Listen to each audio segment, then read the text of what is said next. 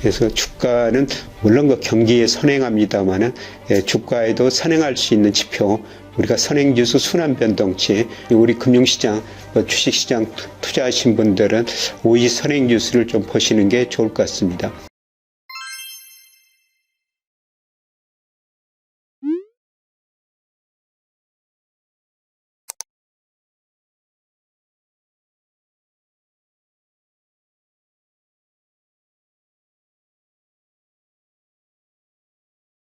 안녕하세요. 오늘은 그 선행지수에 대해서 좀 말씀을 드리겠습니다.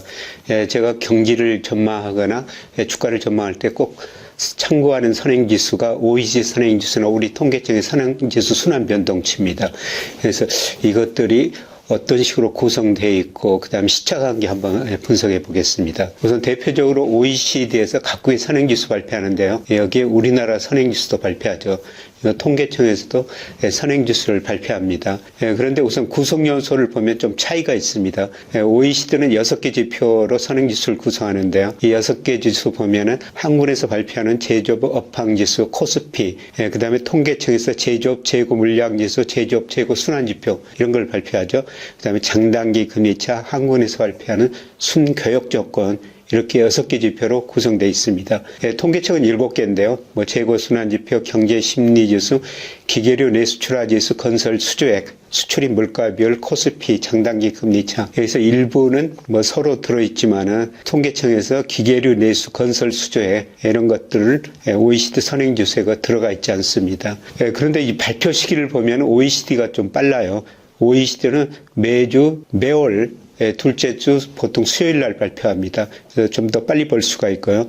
통계청은 매월 그 산업활동 동향을 발표할 때 그때 발표합니다. 그래서 OECD가 우리 통계청보다 선행지수를 한 2, 3주 빨리 발표한다. 이렇게 지금 볼 수가 있겠습니다. 그런데 대표적으로 보면은 OECD 한국 선행지수가 우리나라 통계청 선행지수에 선행하는 경향이 있습니다. 그래서 시차관계는 분석 기간에 따라 다르지만요. 예를 들어서 2000년부터 분석하면 한 1개월 선행하고요. 2010년부터 최근까지 통계를 분석하면 2개월 정도 선행을 해요. 그래서 OECD 선행지수가 우리 통계청 선행지수 순환변동치에 먼저 발표하기 때문에 아마 OECD 선행지수를 보시고 앞으로 의사결정하시는 것이 더 좋을 것 같습니다. 물론 통계청의 선행지수 순환변동치는 매월 말에 발표되니까요. 아까 말씀드린 것처럼 건설, 설비 투자 이런 것까지 포함이 돼 있으니까 더 의미가 있을지도 모르겠습니다만은 선행성이 OECD 한국 선행지수가 있다는 것입니다. 이런 의미에서 우리가 OECD 선행지수가 먼저 발표되니까 OECD 선행지수를 더 관심 있게 쳐다보시는 게 좋을 것 같습니다. 두 상관계수도 0.81로 굉장히 높습니다. 그래서 OECD 선행지수가 상승했다면은 이런 시차관계를 보면은 1, 2개월 후에 우리나라 통계청 선행지수 순환변동치도 상승했다는 겁니다. 근데 말씀드립니다만은 OECD 선행지수가 또 더 빨리 발표한다는 겁니다. 그래서 아마 우리 금융시장, 주식시장 투자하신 분들은 OECD 선행지수를 좀 보시는 게 좋을 것 같습니다. 그리고 OECD 선행지수가 우리 수출에도 선행합니다. 수출은 제가 월별로 변동이 심하기 때문에요. 3개월 이동평균을 썼어요.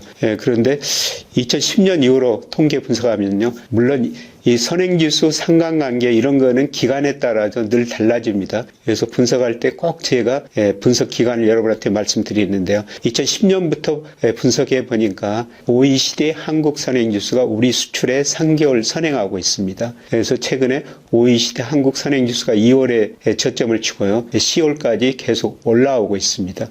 그리고 우리 수출 증가율도 지금 그 시차를 두고 증가율 올라오고 있지 않습니까?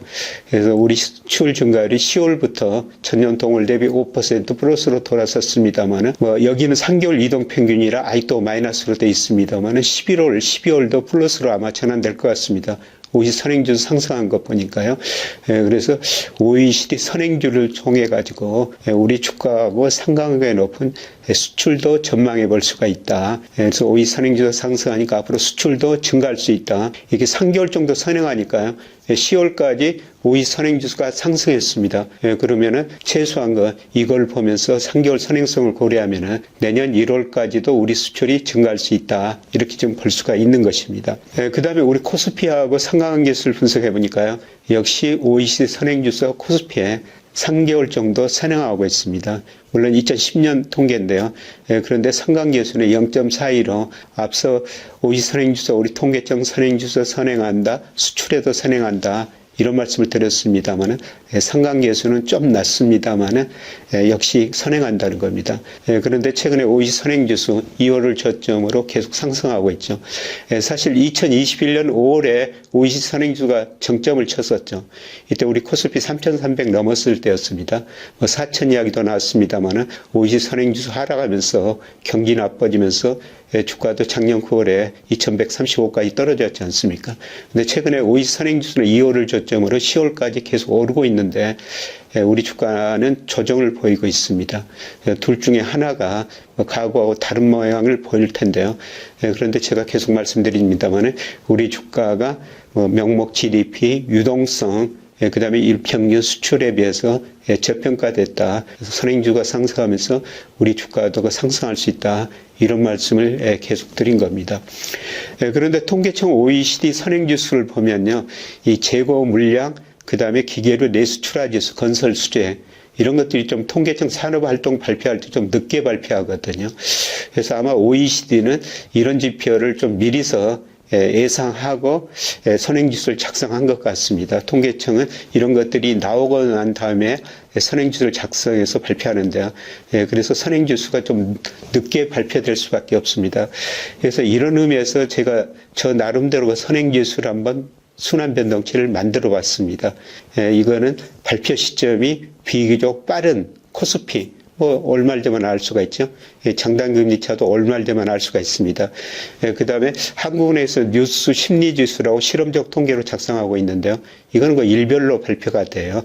그 다음에 일평균 수출들도 매월 초에 지난달과 알 수가 있죠. 그래서 제가 좀 더 속보성을 갖는다는 의미에서 저 나름대로 선행지수 순환변동치를 한번 만들어 가지고 앞으로 추적하고 있습니다. 앞으로도 정교화하기는 해야 될 텐데요. 이것은 매월 1일 날 되면은 지난달 통계를 알 수가 있거든요. 그래서 선행지수를 매월 1일 날 만들어 볼 수가 있다는 것입니다. 그런데 역시 제가 만든 선행지수도 최근에 10월까지 계속 상승하고 있습니다. 그런데도 주가는 떨어지고 있는데요. 아마 앞으로 주가가 상승하면서 두 변수 상관관계 플러스가 나고 있는데요. 이런 관계를 유지하지 않을까 이렇게 생각이 됩니다. 그래서 주가는 물론 경기에 선행합니다만은 주가에도 선행할 수 있는 지표, 우리가 선행지수 순환변동치, OECD 것뿐만 아니라 통계청, 그리고 조금 더 속보성을 보이기 위해서 저도 나름대로 선행지수를 만들어 가지고 매월 여러분한테 보여드리도록 하겠습니다. 고맙습니다.